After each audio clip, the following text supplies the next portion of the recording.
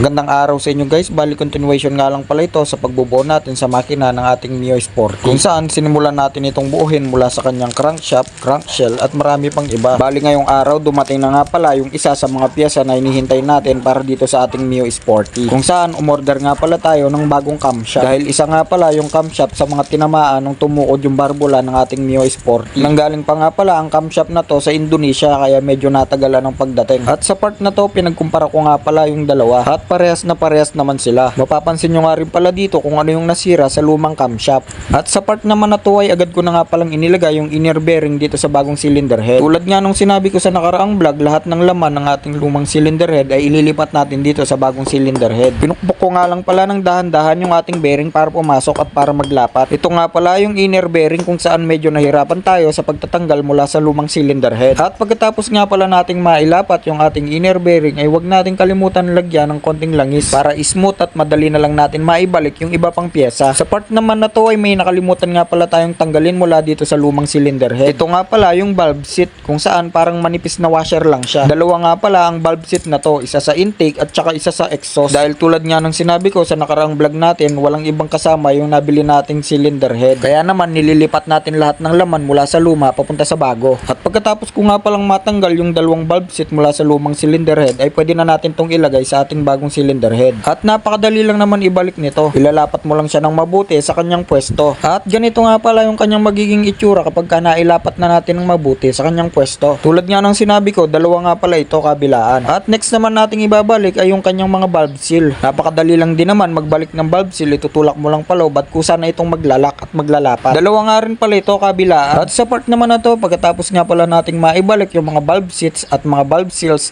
next naman nating ilalagay ay yung mga valve springs. At sa part nga pala na to, medyo may kahirapan nga pala ang pagbabalik ng mga valve springs. Dahil sa part na to ay meron tayong special tools na ginagamit kung saan nakadesenyo para magtanggal at magbalik ng mga valve locks. At kung wala naman kayong special tools pang tanggal ng valve locks ay pwede nyo naman i-DIY lang. Dahil para sa akin ay meron tayong kanya-kanyang diskarte. Sa part nga pala na to ay naibalik ko na yung valve shims at nakaredy na rin yung dalawang valve locks. At kung mapapansin nyo, sinubukan ko nga palang ibalik yung valve locks sa pamamagitan lang ng T-wrench. Effective din nga pala pero medyo matagal nga lang. Kaya umisip ako ng ibang diskarte at paraan para maibalik natin yung ating dalawang valve locks, kung saan hindi na natin kailangan gumamit ng special tools. At effective nga pala yung naisip nating paraan dahil nag-lock naman ng mabuti yung dalawang valve locks. At pagkatapos nga pala nating maibalik yung dalawang valve locks, i-check natin maigi kung lapat na lapat ba talaga ito. Dahil may mga senaryo nga pala na akala natin na ibalik natin ng maigi yung dalawang valve locks pero hindi pala. Kaya mas mainam kung i-double check natin ito ng maigi. At pagkatapos nga pala nating maibalik yung mga valve locks ay sunod naman nating ibabalik yung mga rocker arms natin. Ipasok nga lang pala natin itong dalawang rocker arm pin kasabay ng ating mga rocker arms. Sa pagbabalik nga pala ng mga rocker arm pins, dapat mauuna yung walang thread. At after nga pala natin maibalik yung mga rocker arms ay huwag natin kalimutan lagyan ng konting langis. At ang next naman nating ibabalik ay itong ating camshaft na. At huwag rin natin kalimutan lagyan ng konting langis para smooth kapag binalik na natin. Sa pagbabalik naman ng camshaft ay napakadali lang naman ito, hindi kayo malilito. Dahil kusa rin naman itong lalapat kapag katama yung pagkakalagay nyo. At sa part na to, kung mapapansin nyo, halos na ibalik na nga pala natin yung internal parts ng ating cylinder head. Huwag nyo lang kakalimutan na i-double check lagi yung mga parts na ibinalik nyo. At ang sunod naman nating ibabalik ay yung dalawang tappet screw ng dalawang rocker arm natin. Napakadali nga lang pala ibalik nito. Ipapasok mo lang ito dito sa may ating rocker arm at ibabalik mo yung kanyang 8mm na nut. At para sa mga walang idea, konting tips lang, dito nga pala tayo sa tappet screw nag-a-adjust ng valve clearance o yung tune-up na tinatawag. At pagkatapos nga pala nating maibalik yung tappet screw ay next naman nating ibabalik ay yung kanyang 8mm na nut. Same procedure nga lang pala kung paano natin ibinalik dito ay ganun din natin ibabalik sa may kabila. Dahil tulad nga ng sinabi ko, dalawa nga pala ito, isang intake at saka isang exhaust. At habang binabalik ko nga pala ang tappet screw dito sa kabila ay medyo napaisip nga pala ako. Napansin ko nga lang pala na ang daming parts ang madadamay kapag hindi tayo madalas mag-change oil or yung regular PMS. Dahil habang tumatagal na hindi tayo nag-change oil, yung langis sa loob ng makina natin ay unti-unting lumalapot at sa katagalan ay naninigas na siyang tinatawag naman na oil sludge. At ang oil sludge naman ay siyang nagiging sanhi sa pagkabara ng mga oil passage natin, kung saan kapag nabarahan yung mga oil passage natin ay siyang nagiging sanhi ng pagka-overheat dahil hindi na masusuplayan ng maayos yung mga moving parts, especially sa internal. At pagkatapos nga pala nating maibalik yung dalawang tappet screw ay next naman nating ibalik is itong lock nitong ating dalawang rocker arm pins, kung saan meron lang naman itong isang Allen bolt. At after nating maibalik yung lock ay huwag nating kalimutang higpitan ng maigi At next naman nating ibabalik ay yung spark plug. Napakadali lang naman ibalik nitong ating spark plug. At kung nanonood pa kayo hanggang dito, pinapaalala ko lang na huwag nyong kalimutang laging mag-change oil sa inyong motor dahil sobrang laki ng epekto at perwisyo kapag puro gamit lang yung iniisip nyo. At sa part naman na to, pagkatapos ko nga palang maibalik yung spark plug, ay higpitan naman natin ito, tamang higpit lang para iwas lost thread. Gamit nga pala tayo ng 16mm na dip socket or kung ano mga available tools ang meron kayo. At sa paghihigpit nga pala ng spark plug ay tamang higpit lang ang i-apply nyo dahil marami nga pala ang senaryo na nalolost thread yung kanilang mga spark plug. At after natin maibalik lahat ng internal parts dito sa ating bagong cylinder head, ay next naman nating ilalagay is itong kanyang lower chain guide or yung kanyang chain guide sa baba. At sa pagbabalik naman nitong ating lower chain guide, hindi naman kayo malilito dahil may stopper naman ito kung saan meron itong gatla na paglalapatan. At after nga pala nating maibalik yung lower chain guide, ay next naman nating ilalagay is itong kanyang cylinder head gasket. Sa pagbabalik nga pala ng cylinder head gasket ay hindi naman kayo malilito at napakadali lamang nito. Para sa mga walang idea, yero nga pala yung cylinder head gasket nitong ating Mio. At pagkatapos nating mailagay, sunod naman nating ibabalik is itong kanyang cylinder head na. At sa pagbabalik naman ng cylinder head ay napakadali lang din naman ito. Aalalayan mo nga lang pala dahil may tatama dito na dowel pins. At wag nga rin pala nating kalimutan na isuot yung ating timing chain dahil ito nga palang timing chain na to ang nagkokonekta sa crankshaft at saka sa camshaft. At habang binabalik ko nga pala itong cylinder head ng ating Mio Sporty ay bigla kong naisip na medyo malapit na nga pala tayo sa exciting part kung saan tayo ay magta-timing. At sa part naman na to, habang binabalik ko nga pala yung ating cylinder head ay nilalapat ko na ito ng maigi. Galaw-galawin lang natin ng dahan-dahan para maglapat ito ng mabuti.